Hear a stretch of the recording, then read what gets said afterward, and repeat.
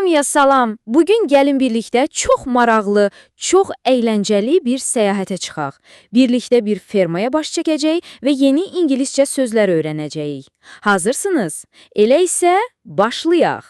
Hə, təsəvvür edin ki, gözəl, günəşli bir gündə bir ingilis fermasına gedirik. Görəsən orada bizi nələr gözləyir? Gəlin bu səyahəti həm də yeni biliklər öyrənməklə daha da yadda qalan edək. Gedək. Deməli, səyahətimizin ilk dayanacağı təbii ki, elə fermanın özüdür. Bəs gəlin görək, olduğumuz bu yerə ingiliscə nə deyirlər? Yaxşı, baxın bu cümləyə. This is a farm. Tələffüzü isə belədir. This is a farm. Gəlin siz də mənimlə birlikdə təkrarlayın. This is a farm. Əla, budur artıq ilk ingiliscə cümləmizi də qurduq. İndi isə keçirik ən maraqlı hissəyə. Fermanın o sevimli, şirin sakinləri ilə tanış olmağın vaxtı gəldi. Görək burada kimlər yaşayır? Və, ilk heyvanımız gəldi. Bu şirin dostumuza ingiliscə a rabbit deyirlər. Gəlin, tələffüzünə diqqətlə qulaq asaq. Rabbit. İndi isə növbə sizindir. Birlikdə deyək. A rabbit. Çox gözəl. Növbəti yunlu dostumuz isə a sheep adlanır. Burada i səsinin biraz uzun tələffüz olunduğuna fikir verin. A sheep. Gəlin bir daha yoxlayaq. A sheep. Afərin, əla alındı. Yaxşı, artıq bir neçə heyvanın adını bilirik. İndi isə gəlin onlarla bağlı sual verməyi öyrənək. Axı danışmaq, ünsiyyət qurmaq üçün bu çox vacibdir, elə deyil?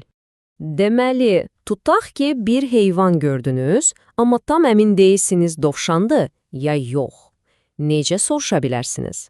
Bax, belə. Is it a rabbit? Fikir verdiniz, sual olduğu üçün səsimin tonu cümlənin sonunda biraz yuxarı qalxır. Gəlin birlikdə bu sualı səsləndirək. Is it a rabbit? Sual verməyi öyrəndik, super. İndi isə təbii ki, cavab verməyə keçirik. Cavabımız ya bəli olacaq, ya da xeyr.